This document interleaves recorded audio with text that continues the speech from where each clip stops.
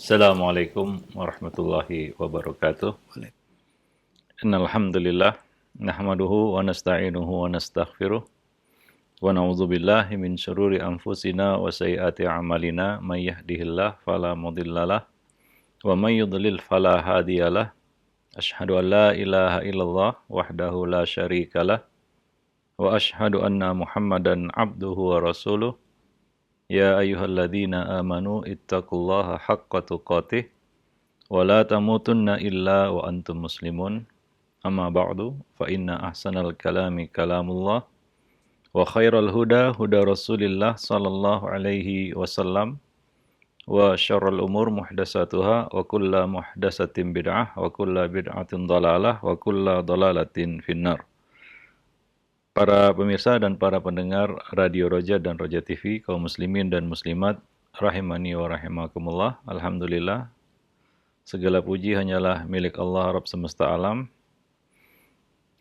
yang telah mencurahkan nikmat dan karunia-Nya kepada kita semua.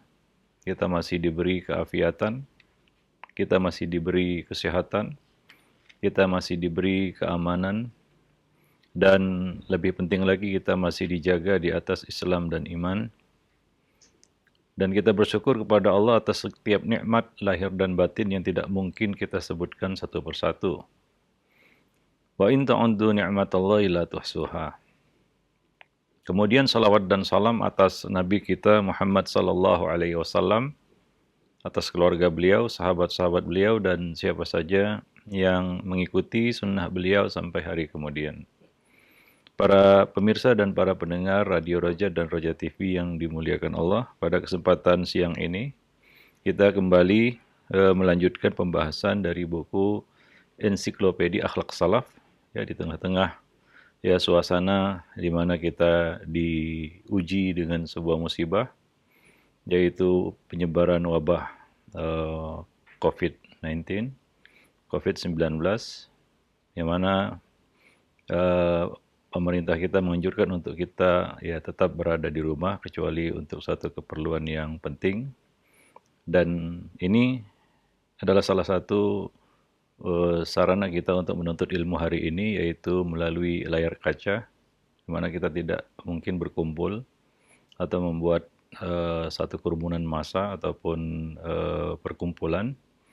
Maka ta'lim ataupun talabul ilmi melalui siaran televisi ataupun radio saat ini merupakan pilihan satu-satunya untuk bisa ya, tetap menuntut ilmu dan mendengarkan nasihat. Mudah-mudahan bermanfaat. Para pemirsa dan para pendengar sekalian bisa mengikutinya lewat radio ataupun layar kaca, layar televisi di rumah masing-masing.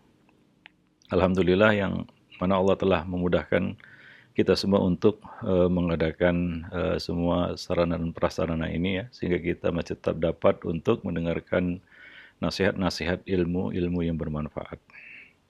Dan pada kesempatan siang ini kita masih berbicara tentang salah satu bentuk ihsan, yaitu ihsan kepada non-muslim.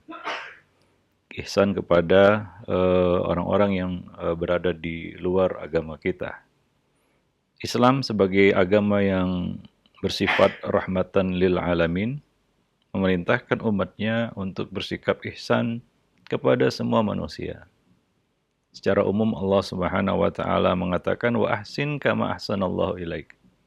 Dan berbuat baiklah kamu sebagaimana Allah Subhanahu wa taala telah berbuat baik, berbuat ihsan kepada kamu. Jadi ini berlaku umum untuk semua manusia, untuk semua umat manusia.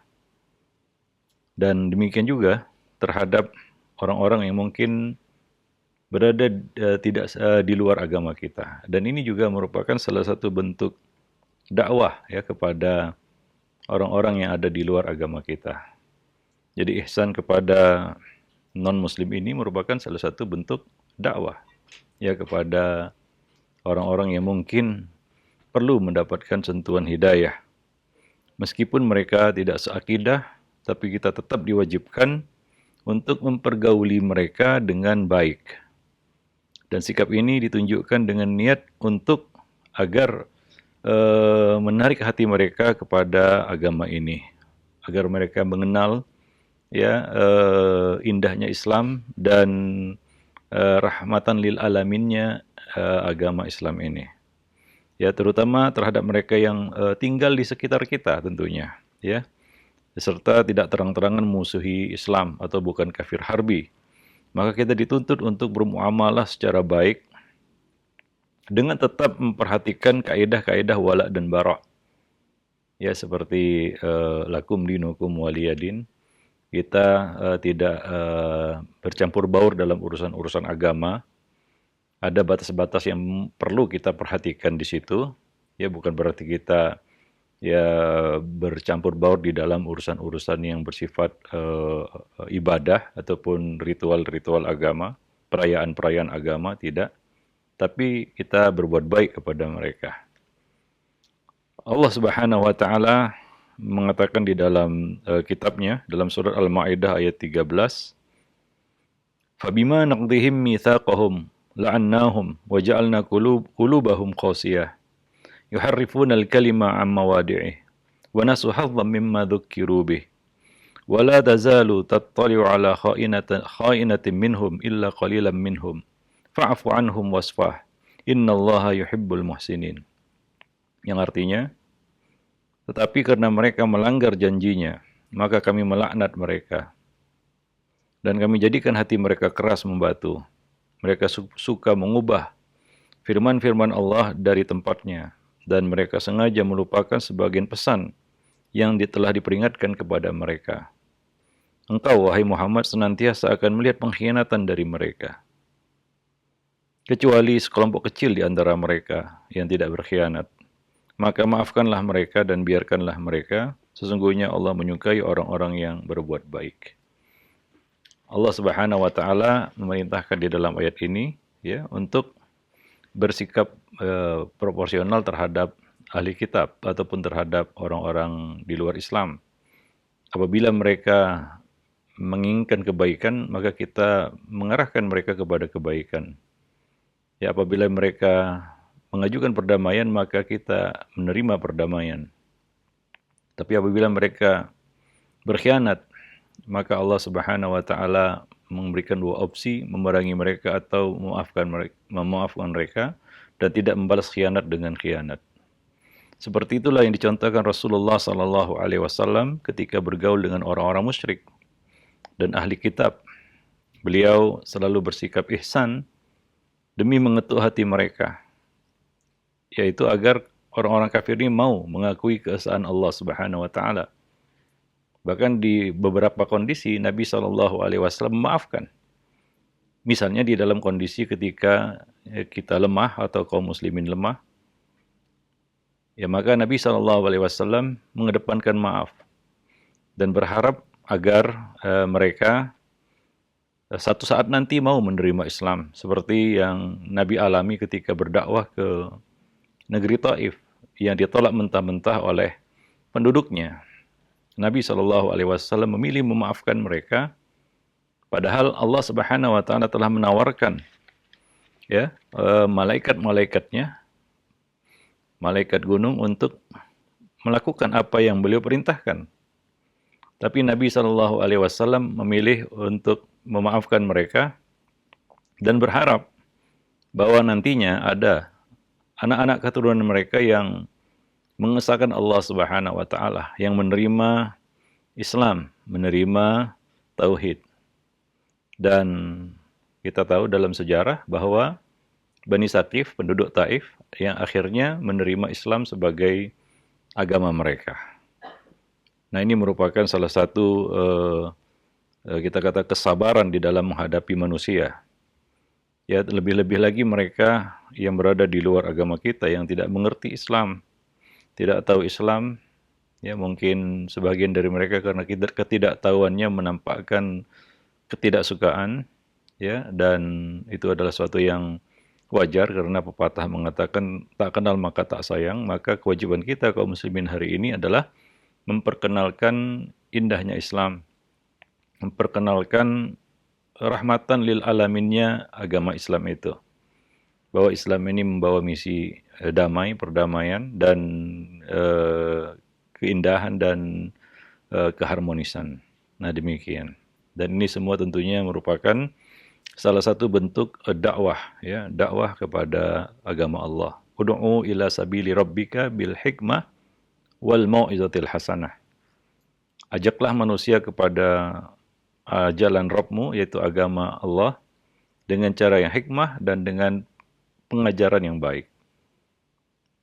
Nah, demikian pula sikap yang dicontohkan oleh para ulama salafus saleh kita. Seperti yang dicontohkan oleh Abdullah bin Amr radhiyallahu anhuma. Suatu ketika ia menyembelih seekor kambing, lalu bertanya kepada keluarganya, apakah kalian sudah menghadiahkan sebahagian dagingnya kepada tetangga kita yang Yahudi itu?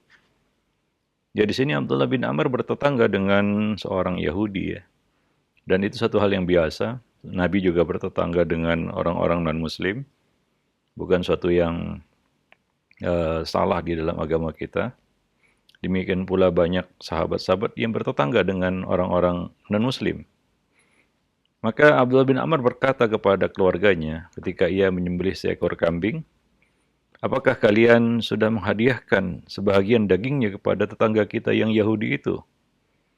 Ya, sungguh aku mendengar Nabi SAW bersabda, Malaikat Jibril terus berpesan kepadaku agar berbuat baik kepada tetangga, sehingga aku mengira Al-Rasul akan memberikan hak waris kepada tetangga. Hadis riwayat Abu Daud di dalam sunannya dan disahihkan oleh Al-Albani di dalam Sahih Sunan Abi Daud.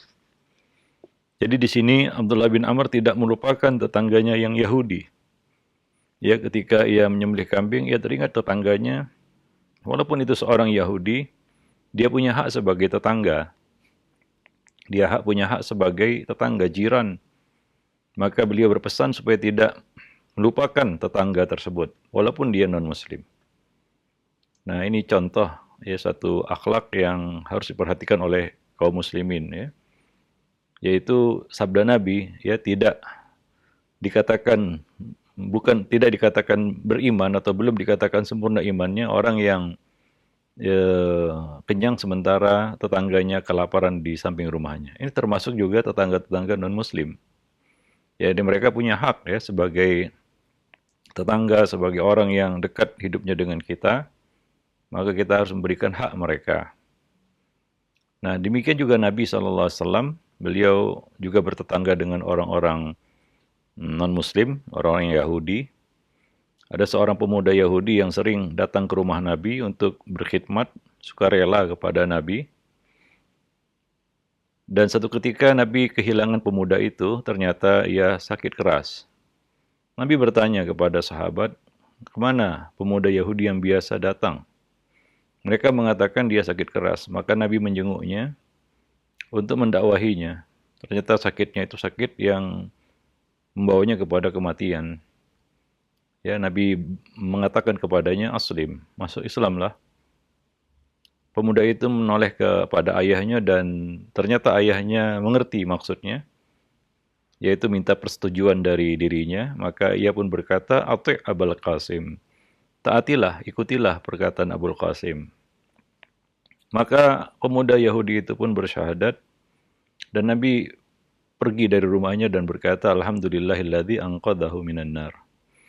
Ya, segala puji bagi Allah yang telah menyelamatkannya dari api neraka. Demikian, ya, pertetanggaan yang baik merupakan salah satu kita katakan sarana ataupun wasilah untuk menyampaikan dakwah, ya, kepada orang-orang di luar agama kita. Ya, tentunya mereka, ya, orang-orang yang di luar agama kita pada hari ini, ya, mereka mendengar tentang Islam, tahu tentang Islam, adanya Islam sebagai rahmat bagi sebagian alam, bagi semesta alam. Tapi mungkin mereka perlu melihat bukti nyata ataupun buktinya dari kaum muslimin. Karena orang-orang non-muslim ketika ingin mengenal Islam, yang mereka lakukan pertama kali adalah melihat muslim. Ya, tidak mungkin mereka datang ke masjid, kemudian mendengarkan taklim di masjid untuk mengerti Islam. Mungkin itu suatu hal yang mungkin jarang, ya, kecuali dia mengejar hidayah. Yang mereka lakukan untuk mengenal Islam adalah melihat kaum muslimin. Ya, melihat kaum muslimin. Bagaimana kaum muslimin? bagaimana Muslim. Nah, itu menjadi suatu referensi mereka untuk mengetahui Islam itu bagaimana. Maka setiap Muslim hari ini punya kewajiban sebenarnya untuk menampilkan Islam di dalam kehidupan mereka, karena mereka sekarang ini disorot. Islam pada hari ini disorot, terutama Muslimnya, ya, karena kita menawarkan solusi masalah problematika manusia hari ini, jalan keluarnya adalah Islam. Maka ya kaum muslimin ataupun muslim harus memberikan jawabannya. Nah, inilah dia solusinya, yaitu yang terwujud dalam satu gambaran kehidupan muslim. Ya. Nah, demikian. Itu merupakan salah satu cara kita untuk memperkenalkan Islam kepada orang-orang di luar Islam.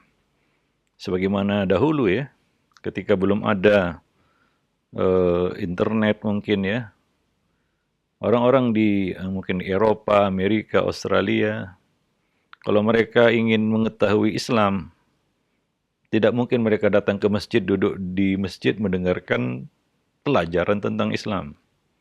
Yang mereka lihat masa itu adalah mereka melihat kaum muslimin. Bagaimana Islam, mereka melihat kaum muslimin. Dan mungkin Muslim belum bisa mewakili agamanya.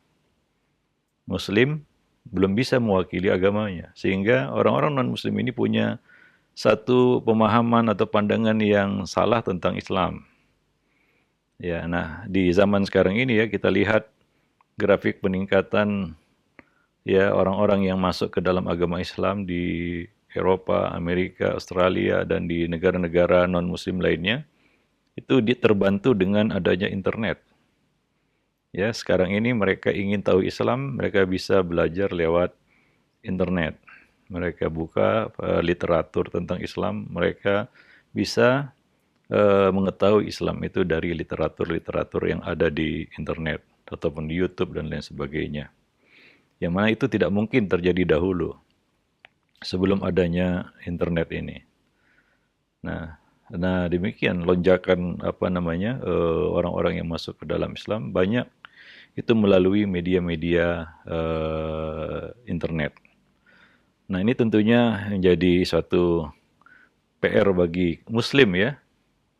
Seharusnya Muslim itu bisa menjadi interpretasi yang akurat tentang Islam. Ya, ketika orang melihat ini Muslim, maka mereka melihat gambaran Islam. Tapi kembali lagi jawabannya kepada kaum muslimin, apakah mereka bisa mewakili Islam itu? Bisa menjadikan suatu gambaran interpretasi tentang Islam. Ya, ketika non-Muslim melihat Muslim, mereka melihat gambaran Islam. Ya, tidak seluruhnya mungkin ya, sebagian besar. Terutama hal-hal yang berkaitan dengan akhlak. Ya, hablun minan nas. Nah, demikian. Maka kita sangat sedih kalau ada Muslim yang ya kita katakan ya secara akhlak secara umum lah, nanti kita bahas ihsan kepada alam misalnya.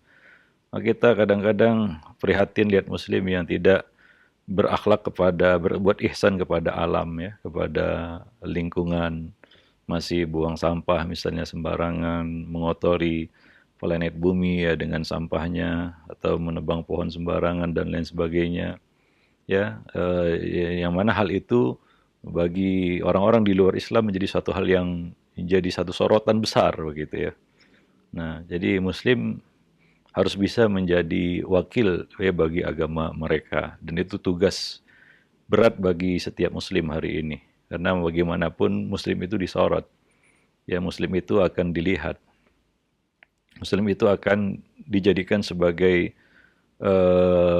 ukuran begitu ya, karena kita kaum muslimin berani menyatakan bahwa solusi manusia hari ini adalah Islam. Ya, problematika manusia itu jawabannya adalah Islam. Ya, maka itu bukan hanya secara teoritis di atas kertas, tapi juga di lapangan tentunya. Ya, misalnya sekarang dalam menghadapi wabah virus penyakit ini ya.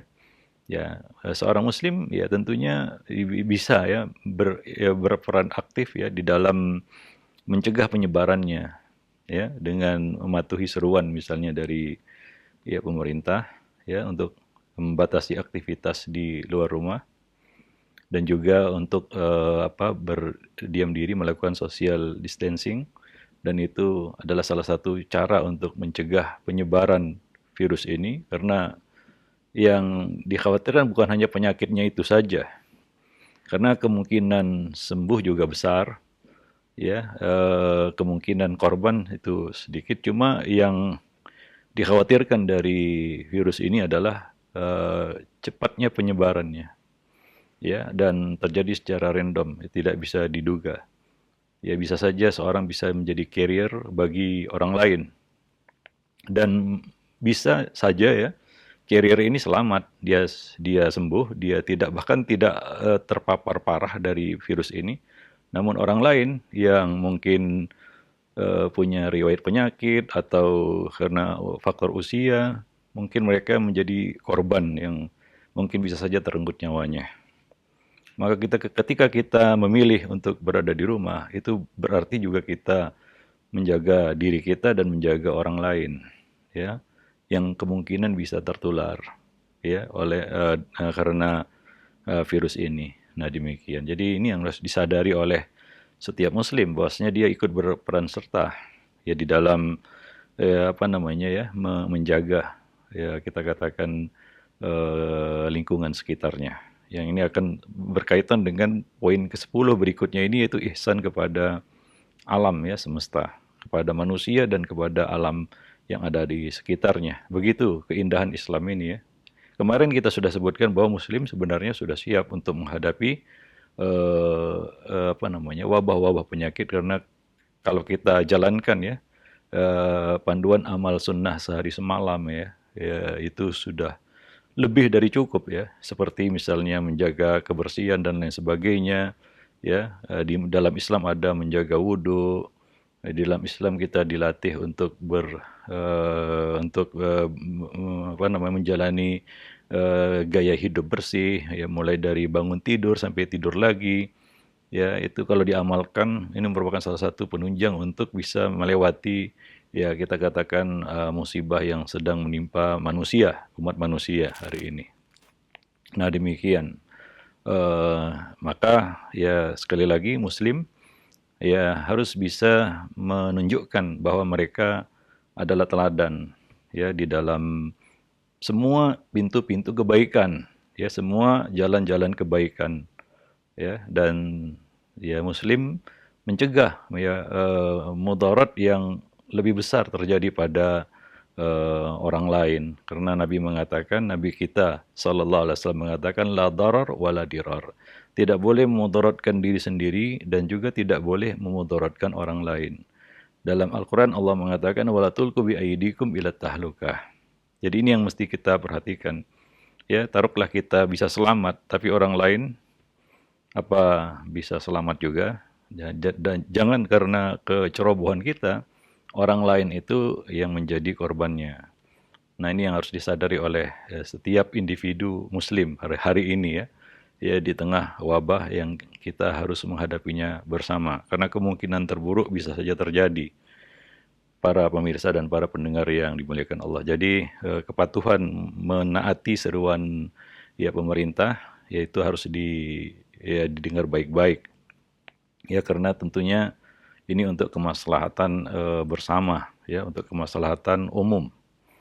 Dan tentunya salah satu kaedah syariat, ya, adalah menjaga daruriyatul khamsah. Salah satu menjaga jiwa, ya, menjaga jiwa, ya. Nah demikian. Wallahu alam bissawab. Ya tentunya kita terus bermohon kepada Allah Subhanahu wa taala, karena hanya Dia yang mampu untuk, ya, mengangkat musibah ini dari manusia. Tanpa bantuan dan pertolongannya, ya, kita tidak punya daya dan upaya apapun.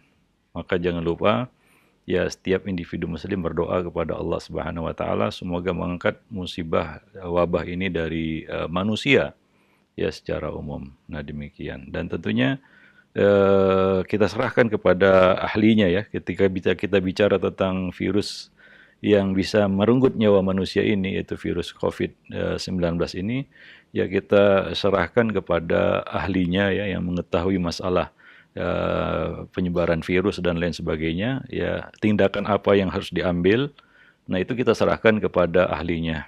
Ya apalagi mereka adalah muslim-muslim, dokter-dokter muslim yang ya kita percaya. Nah kita ya setiap maqamin maqal ya, setiap bidang itu ada ahlinya, kita serahkan dan kita jalani petunjuk-petunjuk dari para ahli tersebut ya. Nah demikian. Nah ini yang harus kita perhatikan pada hari ini. Ya mudah-mudahan kita bisa melewati masa-masa sulit ini. Yang ke-10, nah ini yang penting juga adalah ihsan kepada alam. Ya, perintah supaya bersikap ihsan ini memiliki cakupan yang luas, tidak hanya ditujukan kepada sesama manusia, ya, tapi juga kepada alam dan segenap isinya. Ya, ihsan kepada tumbuhan, binatang, atau bahkan benda-benda mati.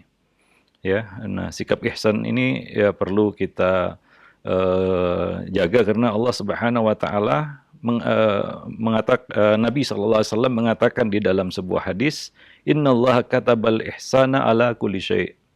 Sesungguhnya Allah mewajibkan ihsan atas segala sesuatu, ya. Ihsan kepada tumbuh-tumbuhan dapat kita lakukan dengan cara menjaga, memperhatikan dan tidak merusaknya.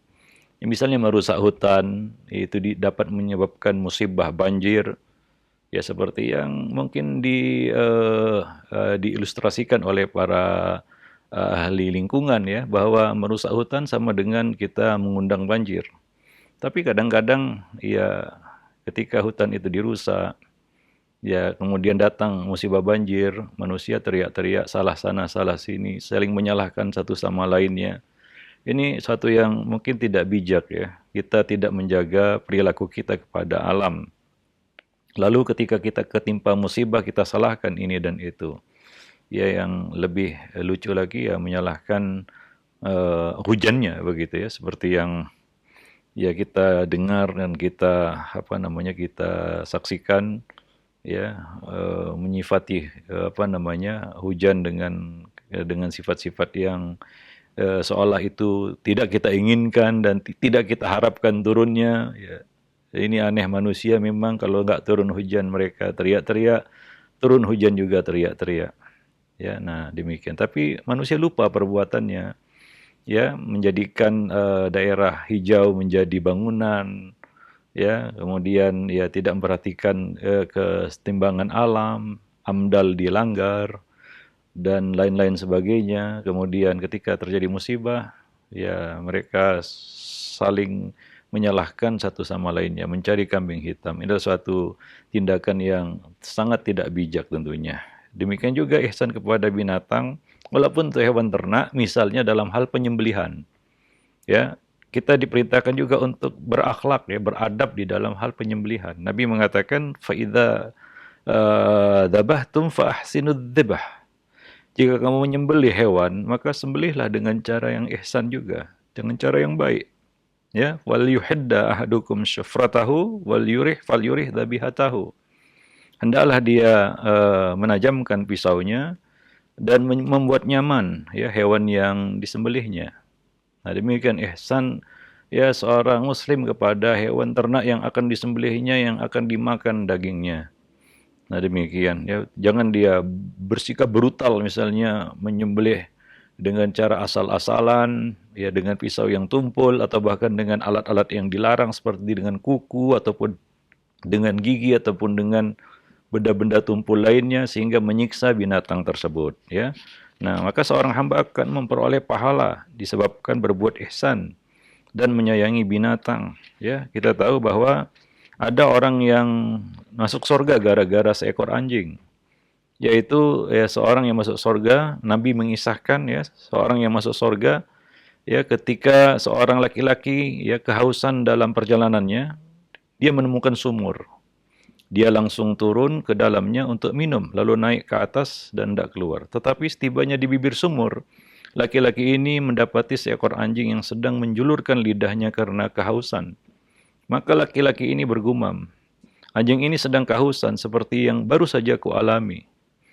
Maka ia pun turun ke sumur tadi, mengisi sepatu khufnya dengan air, lalu memanjat ke atas sambil menggigit khufnya, lalu ia memberi minum anjing tersebut. Ya, atas sikap ihsannya kepada binatang ini, Allah mensyukurinya dan mengampuninya dan memasukkannya ke dalam surga. Ya, karena dia menolong seekor anjing yang kehausan. Ya, hadisnya sahih riwayat Bukhari. Jadi ada dua kisah ya. Ada yang seorang pelacur, ada juga seorang laki-laki, ada dua kisah yang berbeda tentunya. Ya, jadi dua orang ini masuk surga karena menolong seekor anjing yang kehausan, seekor anjing yang ya kita katakan liurnya najis dan harus disamak dengan tanah sekali dan dengan air 7 kali. Tapi karena menolong seekor anjing ini yang sebagian ulama mengatakan najis, ya, dia masuk surga. Nah demikian ya, bagaimana Islam membuka seluas-luasnya, selebar-lebarnya pintu ihsan kepada alam semesta, ya, bahkan kepada makhluk ataupun hewan seperti anjing. Nah, ada yang masuk neraka gara-gara seekor kucing. Nah, dia mengurung kucing itu, seorang wanita yang masuk neraka karena seekor kucing, ya. Nah, maka para sahabat yang mendengar kisah ini pun bertanya, "Wahai Rasulullah, apakah berbuat baik kepada binatang mendatangkan pahala bagi kita?" Maka Nabi menjawab, "Na'am, fi kulli dzati kabidin radbatin ajrun." Ya, berbuat baik kepada setiap makhluk yang bernyawa, ya, kabidin ratbah ajrun, ada pahala di situ, mendatangkan pahala, ya, mendatangkan pahala. Nah demikian, ya, Islam membuka pintu selebar-lebarnya, seluas-luasnya kepada setiap muslim untuk berbuat baik. Dan jangan remehkan satu kebaikan. La tahqiranna minal ma'rufi syai'an. Jangan kamu remehkan ya perbuatan ma'ruf itu. Walau antalqa akhaka biwajhin talq, walaupun dengan sekedar memberikan senyuman. Ya, karena dengan modal la ilaha illallah yang dimiliki oleh seorang muslim, maka sekecil-kecil kebaikan yang dilakukannya bisa bernilai besar di sisi Allah Subhanahu wa taala. Apalagi ini didorong dengan keikhlasan. Ya, seorang laki-laki tadi ya, mungkin inilah amal yang terikhlas yang dilakukannya. Dia mau mengharap apa dari seekor anjing? Nggak ada yang diharapkannya mungkin. Semata-mata untuk menolongnya. Lillahi ta'ala. Mungkin dia sampai pada puncak keikhlasannya di amal itu. Kita nggak tahu amal mana ya. Kita sampai pada puncak keikhlasan. Dan ikhlas itu luar biasa. Bisa mendongkrak amal itu lebih besar daripada amal itu sendiri. Dan bisa menurunkan derajat amal serendah-rendahnya, walaupun amal itu amal yang tertinggi di dalam Islam seperti jihad fisabilillah. Kita tahu ya, orang yang pertama kali diadili itu adalah seorang yang berperang sampai mati, tapi ternyata tidak ikhlas. Nah demikian. Dalam riwayat lain, Nabi mengisahkan bahwa suatu ketika ada seekor anjing berputar-putar di bibir sumur dan hampir mati karena kehausan. Kejadian itu tertangkap oleh pandangan seorang wanita tunasusila dari kalangan Bani Israel. Wanita itu pun segera melepaskan sepatunya, mengisinya dengan air, kemudian meminumkannya ke anjing tersebut. Dan atas sikapnya itu, atas ihsannya kepada anjing tersebut, Allah mengampuni dosa-dosanya. Ya, riwayatnya sahih juga, riwayat Bukhari dan Muslim. Jadi ini perintah agar berbuat baik kepada berbuat ihsan kepada binatang, ya, yang apa kita katakan secara umum, ya, binatang apapun itu, ya. Nah demikian. Ya tentunya sebaliknya juga demikian, ya. Ya larangan berbuat zalim kepada binatang, ya. Ya Nabi bersabda, "Udzibat imra'atun fi harratin sajanatha hatta matat, fadakhalat fiha an-nar. La hiya at'amatha wa la saqatha. Idh habasatha wa la hiya tarakatha ta'kul min khashasil ard." Ada seorang perempuan yang diadab lantaran seekor kucing yang dia kurung hingga mati. Dia masuk neraka akibat perbuatan tersebut. Karena dia tidak memberinya minum, makan dan minum.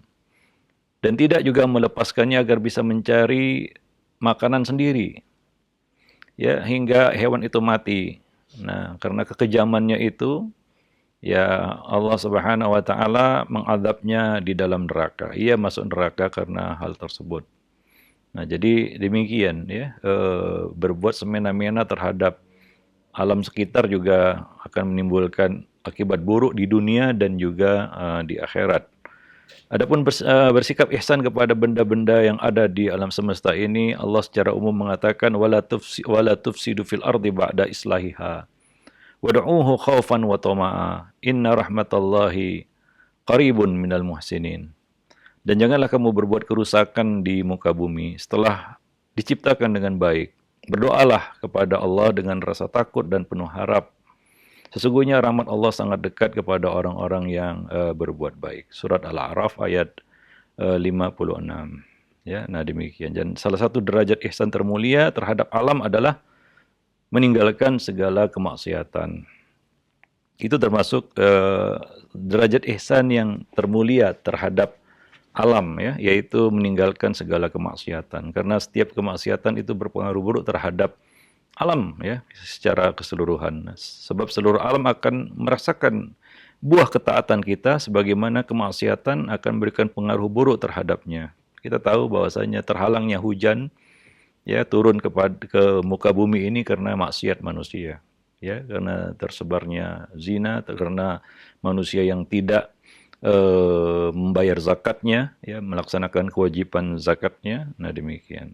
Dan jika mereka bertakwa, maka Allah akan keluarkan berkah bumi ini. Ya, sebagaimana firman Allah dalam surat Al-A'raf ayat 96, Allah mengatakan, "Walau anna ahlal qura amanu wattaqau, lafatahna 'alaihim barakatim minas sama'i wal ard." Dan sekiranya penduduk negeri itu beriman dan bertakwa, mereka berbuat baik, ya, berbuat amal soleh di muka bumi ini, pasti kami akan melimpahkan kepada mereka berkah dari langit dan dari bumi, dari atas dan dari bawah. Walakin kadzabu fa akhadnahum bima kanu yaksibun. Akan tetapi mereka melanggar ayat-ayat kami, tidak melaksanakannya. Mereka melanggar itu semua, maka kami siksa mereka sesuai dengan apa yang telah mereka lakukan di muka bumi ini. Nah demikian. Jadi itulah ya, indahnya Islam, bahwa Islam ya menganjurkan kita untuk juga berbuat ihsan kepada alam sekitar. Ya, jadi semua baik makhluk hidup sampai benda mati merasakan ihsannya dari seorang Muslim. Maka Nabi mengatakan innallaha katabal ihsan ala kulli syai'. Sesungguhnya Allah mewajibkan ihsan terhadap segala sesuatu. Nah demikian para pemirsa dan para pendengar yang dimuliakan Allah. Yang mudah-mudahan ini menjadi satu motivasi dan juga dorongan kepada setiap Muslim agar ya menjadi seorang Muslim itu menjadi berkah ya dan menjadi satu manfaat bagi siapa saja yang ada di sekitarnya. Sebagaimana dikatakan Nabi SAW, ya khairun nas anfa'uhum linnas. Ya afdalul ibadi ilallah anfa'uhum linnas. Ya sebaik-baik manusia adalah yang paling banyak manfaatnya kepada manusia.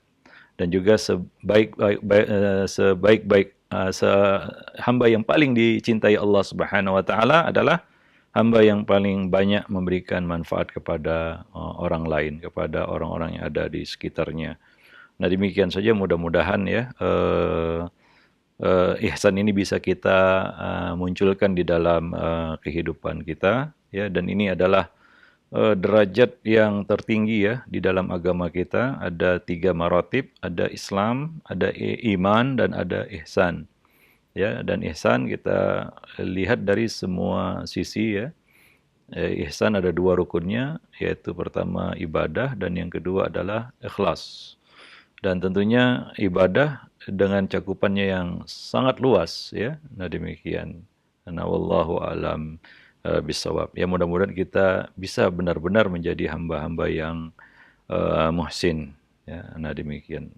Aqulu qouli hadza astaghfirullah li wa lakum muslimin innahu huwal ghafurur rahim.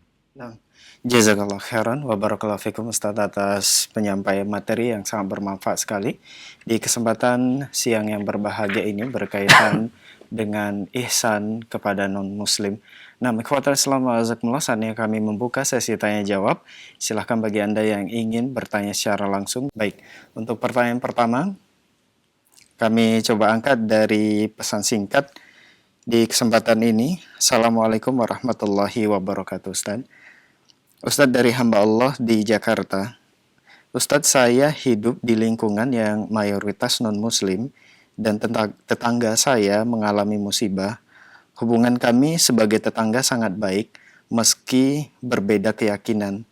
Dan yang ingin saya tanyakan, apa hukumnya memberi sedekah kepada non-muslim yang sedang mengalami musibah, di mana tentunya dalam hal ini ia membutuhkannya. Mohon penjelasan dari Ustadz. Syukran. Ya, ya kalau kita ada ke lapangan ya, ya kita memberikan bantuan ya menurut kemampuan yang kita bisa lakukan. Dan itu termasuk ihsan juga kepada non-muslim ya. Ketika manusia perlu bantuan, musibah misalnya menimpa manusia, misalnya dia kebanjiran, kelaparan ya, bagi makanan kan begitu ya, beri bantuan ya. Karena misalnya lah kita di jalan raya ya, ada orang kecelakaan gitu ya. Dia kecelakaan, kemudian kita lihat dia pakai kalung salib misalnya. Kita tolong atau tidak? Karena dia pakai kalung salib misalnya. Ya tolong walaupun kita tahu itu non Muslim. muslim. Nah, demi kalau kita bisa memberikan pertolongan kan begitu. Ya, demikian ya. Jadi apa namanya? Ini merupakan salah satu yang dicontohkan Nabi Shallallahu alaihi wasallam kepada kita. Nah, demikian. Jadi ada waktu ataupun momen di mana kita harus menunjukkan sisi kemanusiaan Nah, tanpa melihat apa latar belakangnya kan begitu ya. Nah, demikian. Karena ya kita hidup juga di satu bumi yang sama ya, satu sama lainnya saling ada ketergantungan. Ya selama masih dalam batas koridor yang dibenarkan agama kita ya, seperti yang kita sebutkan tadi ya, tidak melanggar kaidah-kaidah wala dan bara. Ya ini kan bukan masalah ritual ya, kita nolong orang ya maka lakukan itu. Mudah-mudahan itu adalah kebaikan.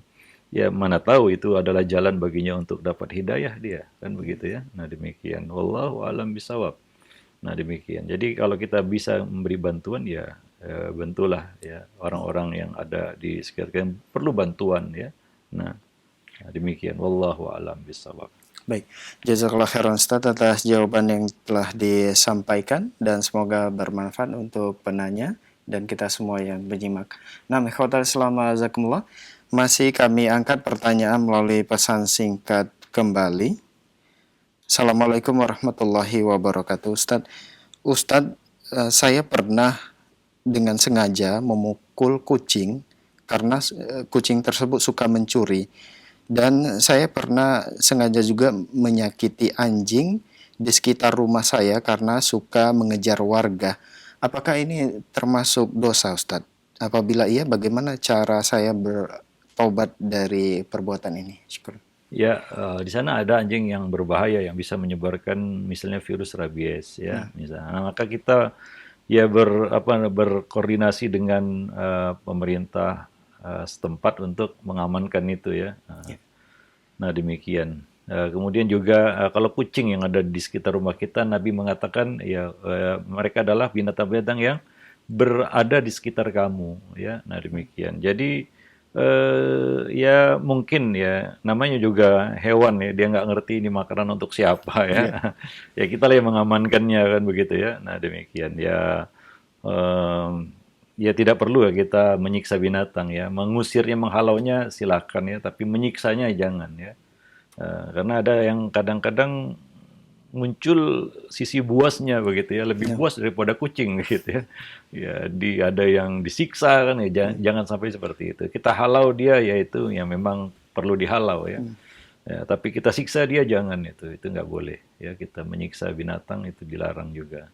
Nah, apalagi itu binatang ya yang boleh dibunuh aja nggak boleh disiksa ya. Dia dibunuh misalnya ular ya, kalajengking atau binatang ya berbisa ataupun berbahaya lainnya ya. Nah demikian. Adapun anjing tadi ya mungkin itu anjing berbahaya karena nggak ada tuannya ya. Nah, mungkin kita bisa koordinasikan dengan pemerintah setempat untuk mengamankan anjing-anjing ini. Apalagi dicurigai anjing itu membawa virus rabies misalnya. Ya, ciri-ciri anjing yang punya penyakit rabies ini ya dia suka menyerang dia. Dia suka menyerang. Ya, tidak apa namanya, tidak seperti anjing-anjing yang lainnya mungkin. Nah, demikian. Wallahu a'lam bishawab ya. Jazakallah khairan Ustaz atas jawaban yang disampaikan. Semoga bermanfaat untuk penanya. Nah, Kota Selama Zakumullah, saatnya kami buka sesi tanya jawab bagi Anda yang ingin bertanya secara langsung. Assalamualaikum warahmatullahi wabarakatuh, Ustaz. Waalaikumsalam warahmatullahi Waalaikumsalam wabarakatuh. warahmatullahi Dengan wabarakatuh. Bapak siapa di mana? Dengan Pak Mulyono di Medan, Ustaz. Pak Mulyono, silakan. Ini ada doa, Ustaz. La ilaha illa anta subhanaka inni kuntum minaz zalimin. Itu dalam Al-Quran surat apa dan ayat berapa itu, Ustaz ya? Baik. Itu saja Bapak. Ustaz. Assalamualaikum warahmatullahi wabarakatuh. Waalaikumsalam warahmatullahi wabarakatuh. Tafadhol, Ustaz. Ya, itu doa yang mungkin sekarang ini lagi populer ya. Karena seiring dengan adanya wabah corona ya, salah satu yang dianjurkan oleh dan disebutkan ini di dalam buku Asyrul Wasaya itu ya, tulisan Syekh Abdul Razak, yaitu memperbanyak bacaan doa, itu doa yang diajarkan Nabi ya, la ilaha illa anta subhanaka inni kuntu minaz zalimin. Inilah dakwatu Zinnun ya, doanya Nabi Yunus ya ketika ia berada di batnil hut, di dalam perut ikan ya, dia terus menerus membaca doa ini ya terus menerus ya, bukan sekali baca aja ya, yaitu doa la ilaha illa anta subhanaka inni kuntu minaz zalimin ya. Kemudian Allah Subhanahu wa taala ya menyelamatkan Nabi Yunus dari dari musibah tersebut, yaitu mengeluarkan beliau dari perut ikan itu hidup-hidup ya. Nah, dalam keadaan hidup ya, bukan dalam keadaan mati ya, tidak, tapi dalam keadaan hidup. Nah, itu suatu hal yang luar biasa. Nah, Nabi mengatakan tidaklah seorang muslim ya berdoa dengan doa ini melainkan dia akan dihindarkan dari musibah atau diselamatkan dari bencana ataupun musibah ya, Allah menolongnya. Nah, atau dikabulkan doanya. Nah, demikian. Jadi ini salah satu ya di antara doa-doa yang ya kita baca pada hari ini ya, untuk menyelamatkan kita dan orang-orang yang ada di sekitar kita dari wabah penyakit atau virus yang sedang menyerang manusia hari ini. Ada beberapa doa lagi yang diajarkan oleh oleh para ulama ataupun disebutkan dalam buku tersebut, misalnya doa pagi dan petang ya, bismillahirrahmanirrahim la yadurru ma'asmi syai'un fil ardi wala fis samai wa huwas samiul alim ya, dan doa-doa lainnya seperti kita minta kepada Allah ya terhindar dari al-baras wal junun wal juzam wa min sayyi'il asqam ya. Nah, demikian juga doa pagi dan petang lainnya seperti Allahumma inni as'aluka al-afiyata fid dunya wal akhirah, Allahumma afini fi badani, Allahumma afini fi sam'i, Allahumma afini fi basari, dan lain sebagainya. Karena doa merupakan salah satu kita katakan wasilah ya terbesar, sebab terbesar, ikhtiar terkuat yang dilakukan oleh seorang muslim untuk bisa selamat dari musibah. Karena musibah ini sudah menimpa manusia, manusia perlu beristighosah kepada Allah Subhanahu wa taala agar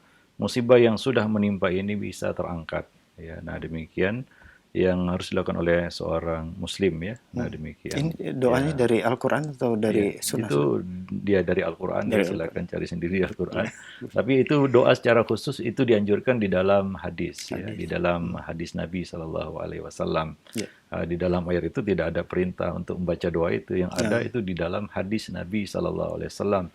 Salah satu khasiatnya adalah tidaklah seorang muslim berdoa dengan doa itu melainkan akan dikabulkan doanya. Nah, hadisnya sahih.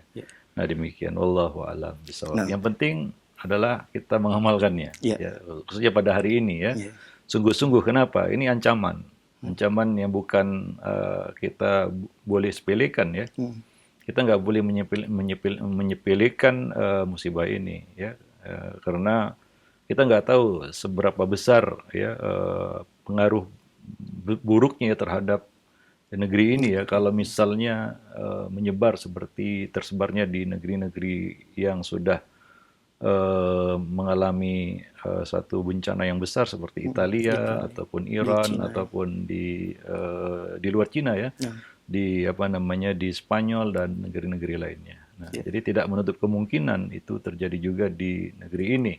Maka kita harus tetap waspada ya. Nah, demikian. Kita tidak takut ya, cuma kita harus tetap waspada dan menaati ya apa namanya anjuran-anjuran yang telah dikeluarkan oleh ahlinya.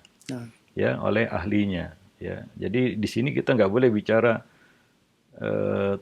tanpa ilmu juga ya. Nah, karena kita kalau nggak ngerti tentang virus corona ini seberapa bahayanya dan bagaimana penyebarannya, apa yang ditakuti dari virus ini ya kita ikuti arahan yang ahlinya. Hendaknya kita mengembalikan kepada ahlinya itu yang penting ya, dan mengikuti arahan-arahan tersebut. Ya, nah demikian. Ya karena apa namanya kalau kita belajar dari Italia ya, itu karena penduduknya meremehkan ya. Ternyata pengaruhnya jadi sangat buruk seperti itu. Tentunya kita tidak mengharapkan hal itu terjadi ya.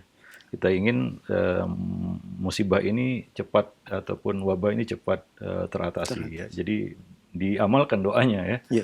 Seperti yang diajarkan oleh banyak para ulama hari ini ya, membaca doa zikir pagi dan petang itu untuk kita, dan kita berdoa juga untuk kaum muslimin dan manusia secara keseluruhan. Ya, itu doa untuk kita, zikir pagi itu untuk kita dan juga untuk orang lain ya, bahkan untuk manusia secara umum, bukan hanya untuk kaum muslimin saja, manusia secara umum, karena ini menimpa semua orang ya. Tidak pandang bulu apa latar belakangnya, bahasanya, agamanya, warna kulitnya ya, di mana dia tinggal. Nah, jadi ya harus kita apa namanya ikut sama-sama berpartisipasi di dalam mencegah penyebarannya. Seperti yang kita sebutkan tadi, masalahnya bukan penyakit itu sendiri ya. Ya banyak juga yang sembuh ya. Apalagi yang muda-muda mungkin dia punya imun yang bagus ya, yang lebih oke daripada yang sudah lansia. Ya kebanyakan korban yang meninggal jatuh sebagai korban jiwa itu orang-orang yang sudah tua. Ya, dan yang dikhawatirkan adalah ya tersebar luasnya ya penularan ini dengan tidak terkendali. Dan tentunya negara ya dalam hal ini kan tentunya punya perhitungan ya, yang mereka memberikan seruan dan lain sebagainya itu untuk kemaslahatan bersama ya secara umum. Nah demikian ya, karena dikhawatirkan meluasnya penularan sementara tenaga medis tidak tercukupi. Nah jadi itu kan semua sudah dihitung oleh pemerintah kita. Jadi ya tinggal kita ikuti apa yang menjadi anjuran dan himbauan itu. Ya, nah demikian. Wallahu a'lam bishawab. Baik, jazakallah khairan Ustaz atas jawaban yang sangat bermanfaat sekali untuk kita semua yang menyimak. Dan ikhwatal Islam azakumullah masih kami buka. Silakan bagi Anda yang ingin bertanya secara langsung. Halo, assalamualaikum. Waalaikumsalam warahmatullahi wabarakatuh. Dengan Bapak siapa di mana? Ya, silakan Bapak. Kalimantan Barat. Bapak di Kalimantan Barat, silakan dikeraskan suaranya. Ya, langsung ke pertanyaan Pak. Begini Ustaz, di sini kami ini sebagai masyarakat minoritas. Kemudian? Dalam kasus virus corona ini di sini ada mengadakan adat itu Ustaz. Mengadakan apa Bapak? Adat? Adat Ustaz, kalau di sini adat lawak gitu Ustaz. Adat bagaimana Bapak? Adat tolak balap maksudnya Bapak? Ya? Ya betul Ustaz. Kemudian? Tapi ini banyak mengandung kesyirikan Ustaz. Banyak mengandung kesyirikan. Baik. Ya. Pertanyaannya Bapak? Nah, kami ini diharuskan mengikutinya Ustaz. Jadi bagaimana kami sebagai minoritas? Baik. Ya. Baik, itu saja pertanyaan Bapak ya. Oh, jawabannya yang sesuai dengan Al-Quran dan Sunnah Ustaz. Baik. Iya. Mohon ditunggu Bapak. Ya, Jazakallah khairan. Silakan Ustaz. tadi sudah kita jelaskan ya tentang sikap kita terhadap orang-orang di luar agama kita, ya, khususnya kita berada di tadi minoritas ya.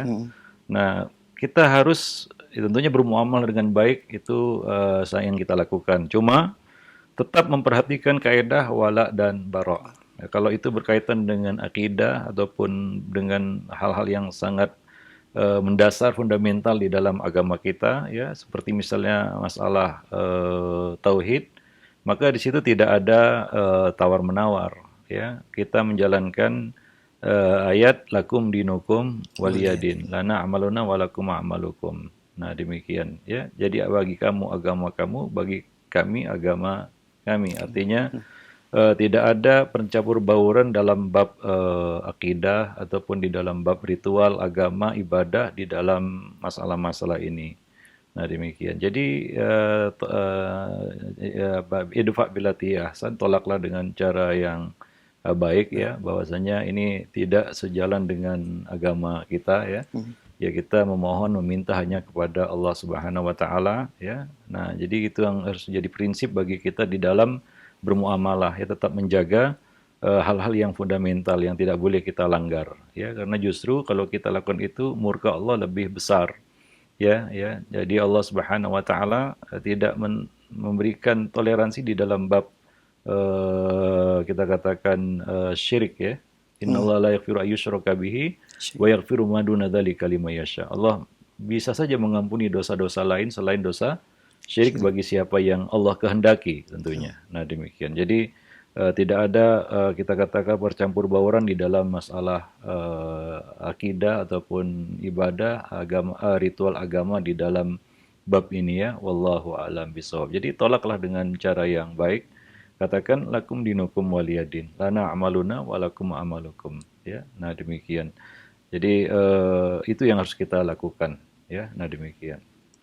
Jadi jangan ya kita dengan alasan sosial ya, kemasyarakatan lalu kita ikut ya budaya-budaya yang bertentangan dengan akidah kita, dengan fondasi agama kita, yaitu tauhid ya. Itu tidak ada tawar-menawar di dalam bab itu. Wallahu a'lam bishawab. Nah, syukur Ustaz atas jawaban yang disampaikan, dan pertanyaan terakhir di kesempatan ini kami angkat dari pesan singkat. Assalamualaikum warahmatullahi wabarakatuh. Ustaz, seorang muslim, maksud kami, seorang non-muslim menghadiahkan sejumlah uang karena kita sudah berbuat baik kepadanya. Pertanyaannya, bolehkah uang tersebut digunakan untuk kebaikan, misalnya bersedekah, menyumbang untuk pembangunan masjid, memberi makan ke anak yatim, dan lain sebagainya? Mohon nasihatnya Ustaz. Syukur. Ya, hadiah dari musyrik ya, pada dasarnya tidak mengapa untuk diterima, asalkan tidak ada embel-embelnya ya, tidak ada udang di balik batu, ya, tidak ada pamrihnya ya begitu ya. Kalau ada sesuatu yang mereka inginkan ya, atau sesuatu yang bisa mempengaruhi agama kita, maka tidak boleh diterima bantuan tersebut ya. Nah, demikian ya, Nabi pernah menerima dan Nabi pernah menolak hadiah dari musyrik ya. Menerima karena itu hadiah tidak ada kaitannya ataupun tidak mempengaruhi ya agama kaum muslimin dan juga tidak membahayakan mereka. Adapun hadiah yang ditolak Nabi adalah hadiah yang ada udang di balik batu istilahnya ya, ada sesuatu yang diinginkan dan bisa mempengaruhi kaum muslimin.